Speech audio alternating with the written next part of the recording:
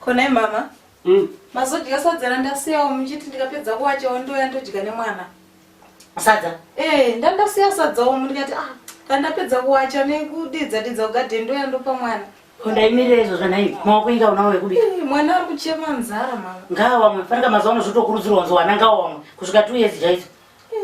Ngawamwe mukaka kuamwa kusvika zvanaka kuamwa chaiko. Ndozoti mungadye sadza ndandasira mwana. Mwanangu, izvozvo ndizvo zvotokuratidza pano. Kuti iwewe chaizvo ka ndotonyatsokushaya pako.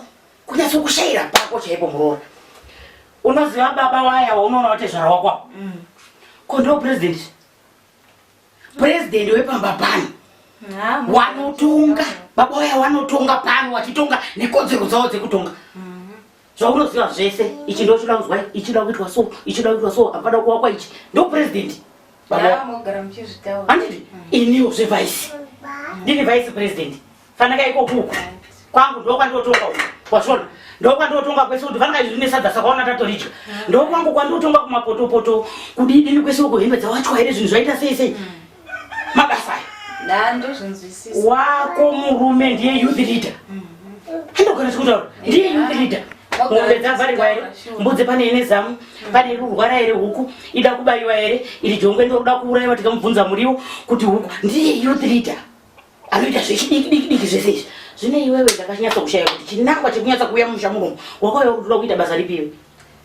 Izvozvo mogara muchizvitaura mama. Idi mazuva ese ndakanyarara ndichizama kufunga ona kuti zvigaro zvese zvinogara zvingotaura kuti chakati chine munhu chakati chine munhu chakati chine munhu. Ichokwadi. Saka ndachifunga kuti ndingakwaniwo papi ndingazvikwanisewo papi. Idikari. Ndaona kuti ndashayiwa pazvigaro zvese ndikuona zvine vanhu.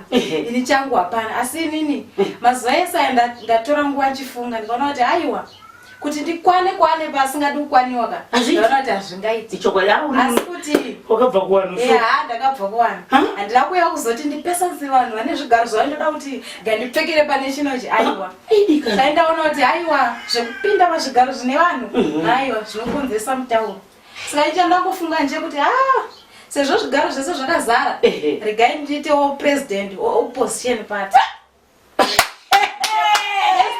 Opposition party nekuti zvigaro zvese zvine vanhu zvakazara. Mwana kuti handingakwani. Izwa muzukuru zvirutaura.